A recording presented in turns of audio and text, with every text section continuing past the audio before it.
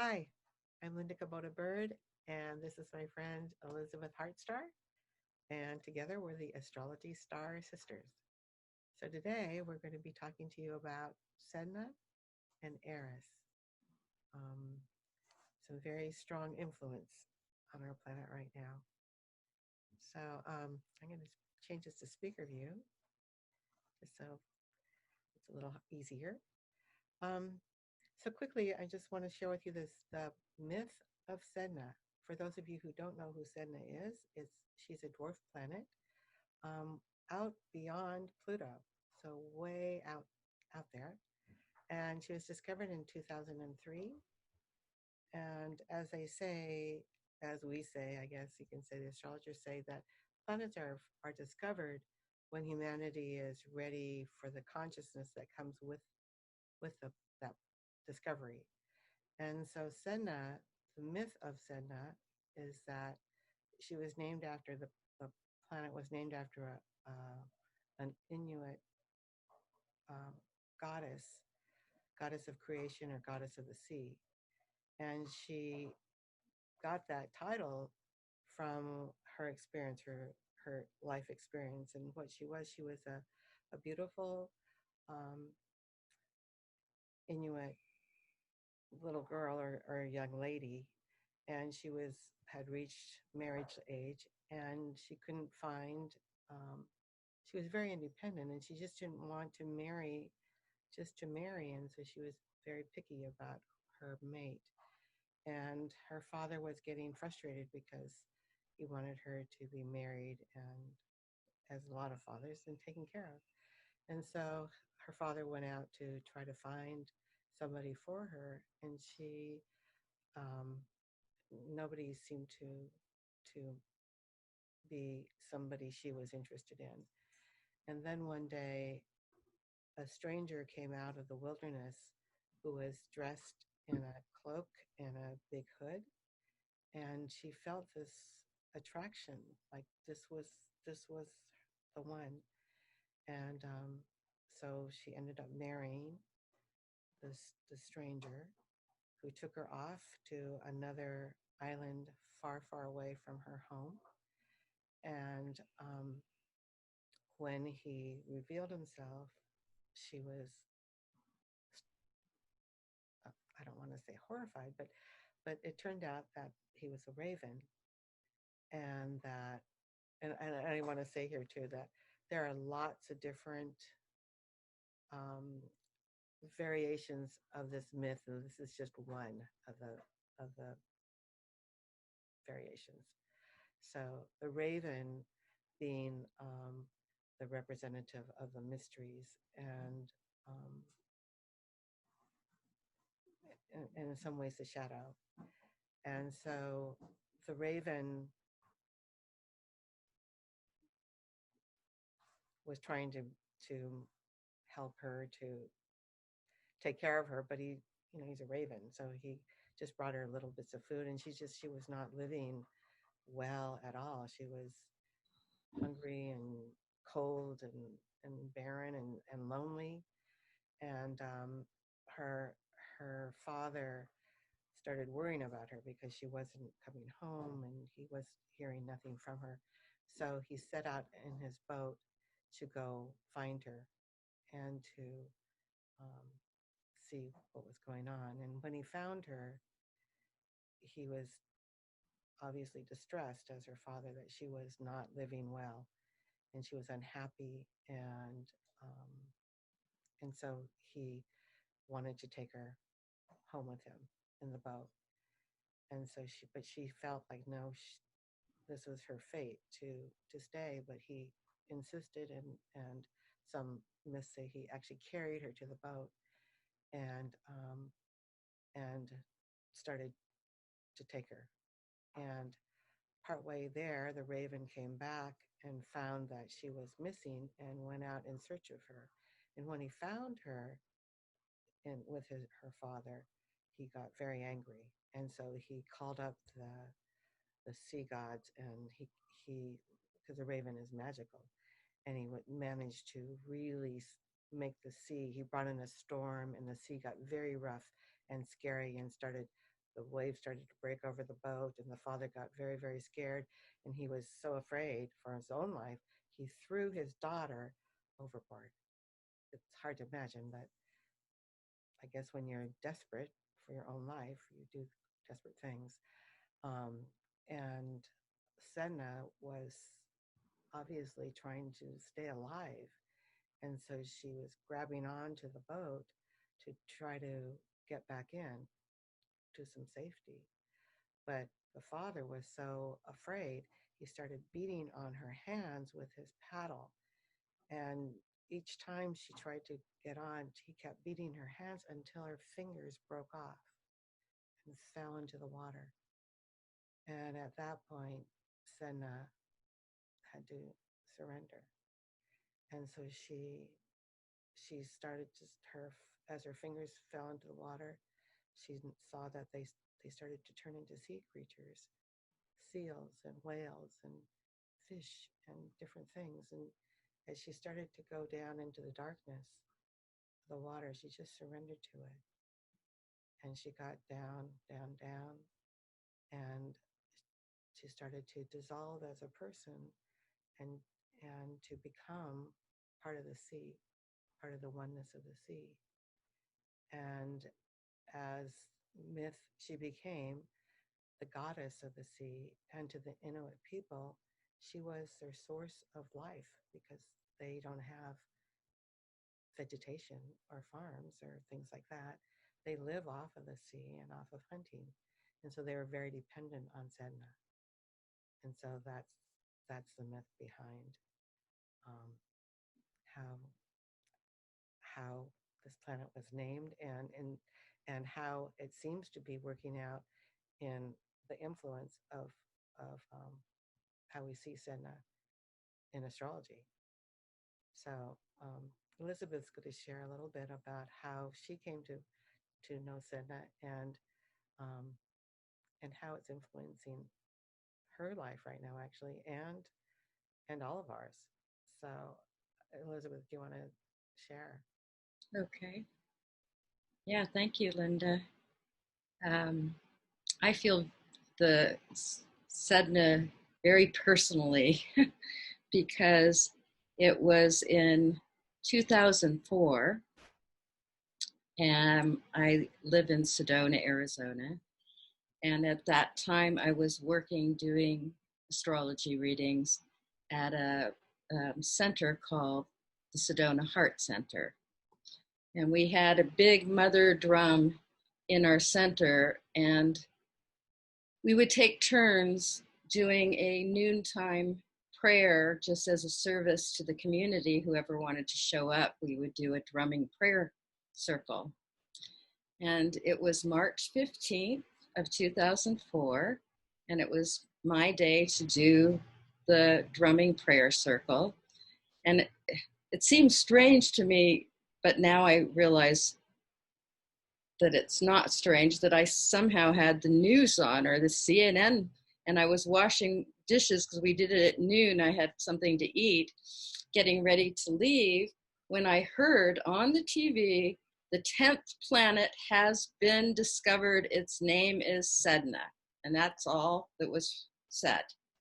And then I went to the Sedona Heart Center, and I was at the Mother Drum, and there were probably 4 or 5 people that day. And I opened the circle saying, I've just heard this 10th planet has been discovered, and its name is Sedna. And I'd like to dedicate our drumming to this new planetary energy, because being an astrologer, I know that when a planet is discovered, that we're ready to open to whatever this information, this activation, this wisdom that is a new consciousness that's coming to us. So we started the drumming, and a symbol came to me. And that's, Linda, I think, has this symbol she's going to put up. And I didn't know anything at that time about Sedna, who she was, that she was the Inuits. That's Eris. There's Sedna. That's the symbol that came to me. which is not the symbol that's being used, but I've often said I would like to somehow, I use this symbol for Sedna, and I put on the bottom of the card, if you can go up, this is a deck that I made called the Astro Oracle deck, which is planetary signs, planets, and asteroid goddesses, and Sedna and Eris. And so after the drumming, I researched Sedna and found out what Linda had shared about the story about Sedna.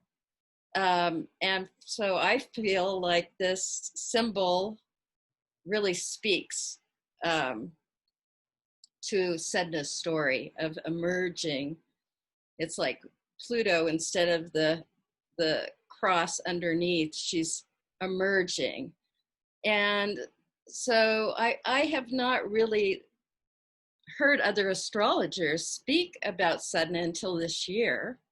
Eris, I believe, is like her sister that was discovered the year after her. So, like Linda said, she was first discovered in 2003, but it was 2004 when I heard the announcement. I knew it was March 15th because it's my friend's birthday and it's the Ides of March, so I was very aware of being an astrologer too, of that date.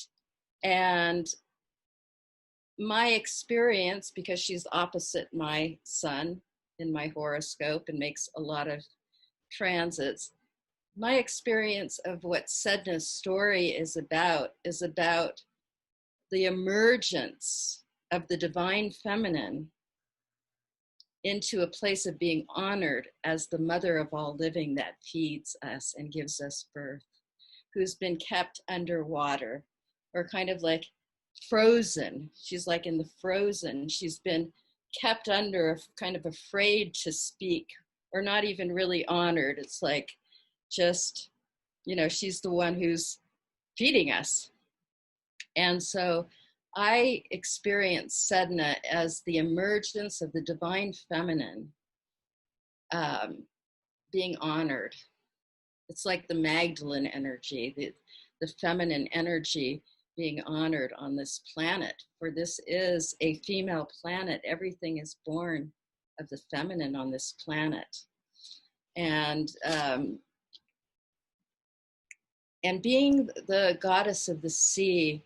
And, I did a little research about the Inuit, which has been quite upsetting for me just this last week because I knew we were talking about it, and found out that the Inuit tribe has the highest suicide rate in the world. It's not an easy life to live in the Arctic, in the snow. And the story of Sedna, when the seas are rough, they say the shamans of the tribe feel that nature or the feminine has been abused or mistreated. And so the shamans of the tribe have to come and calm Sedna, like comb her hair, they say, because she doesn't have any fingers to comb her hair, to ask for forgiveness so that the people can survive and eat. And when I was researching, I found this young Inuit woman named Kelly Fraser, who became very well known because she was singing in Inuit's language pop songs. And then when she became popular, she wrote a whole album about Sedna. And she said she was there to help the people. And sadly, this is what really hurts, that there are a lot of YouTubes that I'll put on where she's speaking about how she, as a teenager, was helping her peers not commit suicide. Her father had committed suicide when she was 16. And then sadly, on New Year's Eve of last year, 2019, she committed suicide. So I just want to really honor, she won what was called the Juno Award for her Sedna and there's a video of her singing it where she's at the sea and she's tied to the sea. And the Juno, being an asteroid goddess that I see as the goddess that's the empowered feminine, you know, that her short life, and as so many of the Inuit, you know, the hard life people have. So I really feel like, especially during this time, that Sedna and then her sister Eris, who is just the opposite of her, who is going to be heard and seen and disrupt and make chaos in order to bring about a change. So Eris was discovered like soon after, I think the year after Sedna, and they were in no man's land outside of Pluto, no man's land in this like frozen place. And they were the two, I want to call them planets, even though they're called dwarf planets, or there's different names. I just want to honor them as incredible bodies that are assisting us, and they kind of upset the whole astronomical community. How can those two little puny things be planets?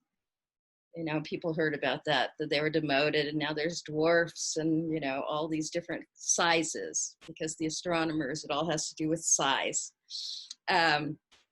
But I feel like Sedna and Eris are like the sisters. Eris is the one who's going, come on, Sedna, you've got to come up. You've got to emerge, you know, we've got to be seen and heard. The feminine has to be heard and seen and honored.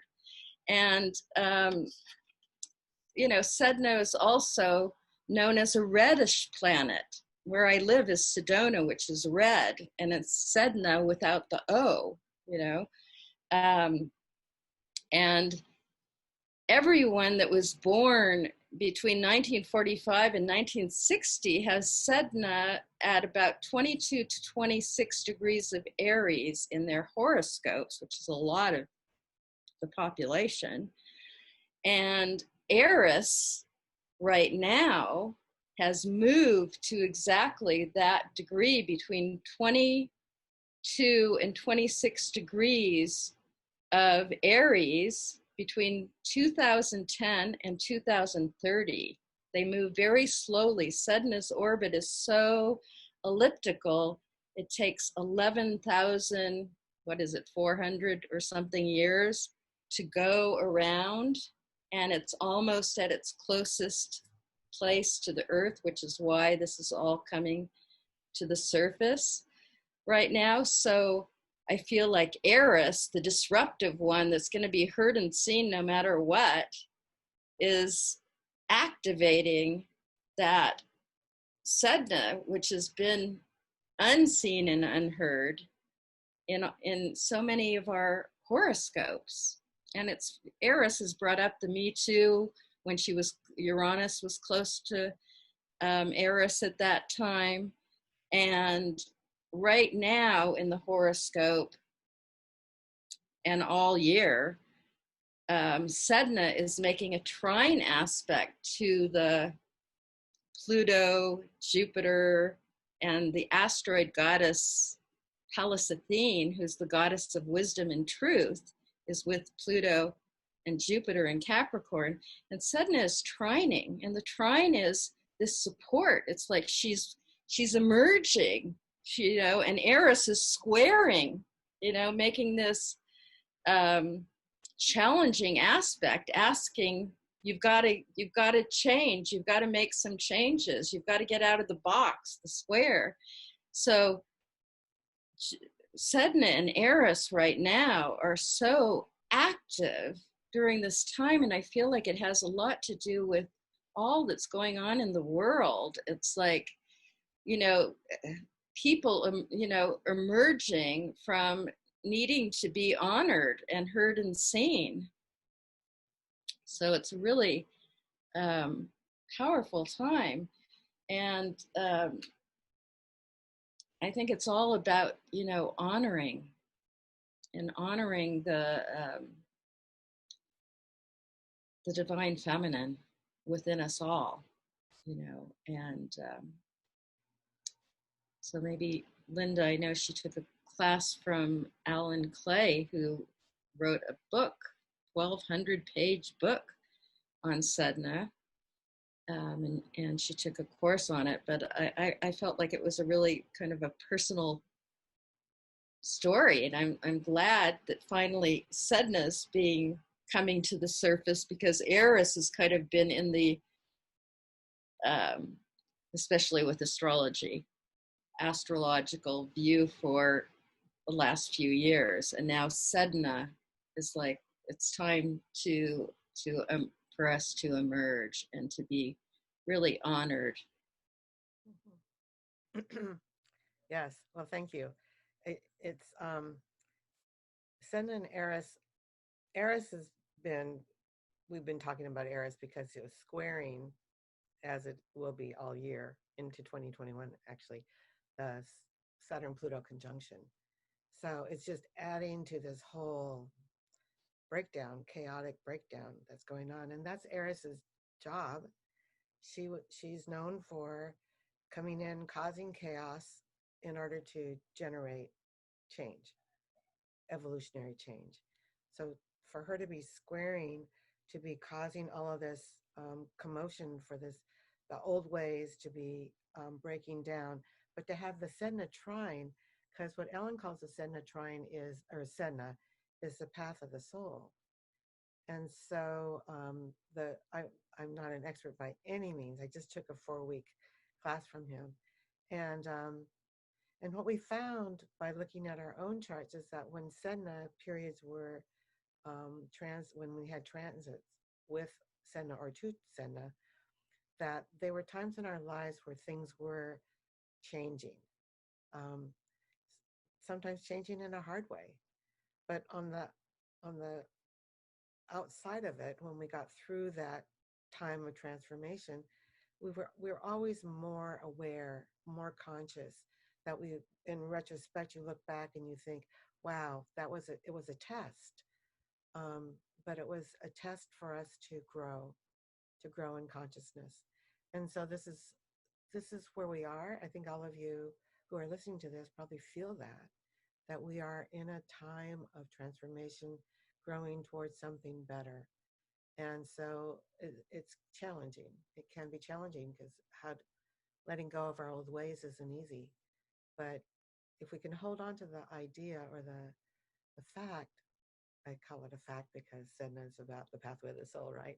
And actually, I said to Ellen, she sounds like Pluto's big sister. Pluto. When we have Pluto transits, we know this is major. That you can't argue with Pluto. Well, you definitely can't argue with Sedna because they want the best things for us. And so the faster you surrender um, and trust, it's like when Sedna finally just dropped into the sea, which this morning I was thinking about that because I had this thought about this I can't breathe, and how people dying from COVID can't breathe. And that's what people are saying at these rallies. I can't breathe. And I thought, I wonder if this is related because when she was sinking down, she couldn't breathe. I mean, I don't know. It's a long shot, but I've been thinking about why is that kind of the theme? So anyway, it's just food for thought. But the point that Elizabeth and I are trying to make here is that Sedna and Eris are definitely playing a part in this whole time of change, and that during these we're in the midst of the eclipse season. That if we can kind of keep that in mind, keep them in mind, and what their um, purpose is, and what they are doing for us, you might say, um, it can help us to move with the energy. This is my big thing about astrology, is it helps us to understand, oh, okay, they want us to bring up the sacred feminine. And as Elizabeth said, not just in women, but in men as well, because we're moving to a place of balance. And so to own the feminine within us, um, and to honor it, both in men and women, is really, I think this is what we're being asked as we raise our consciousness. So, yeah. Did you want to add anything else, Elizabeth? No, I think that's good. I think just at the description at the bottom, I'll put Kelly Fraser's YouTube and the song that she wrote about Sedna. And then soon after Sedna was discovered, I did a little Sedna workshop, and I looked for a song before I knew about Kelly's. I think it was before Kelly had actually written it.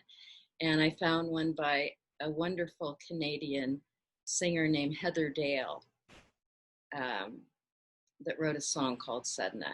So we'll put that in the description as well as our websites. And we'd love to hear from anyone about their personal experiences. But I think this is really a time of emerging and honoring the disruptions in our life that are bringing about this important change in our evolution. That's what this is really all about. And we have a lot of support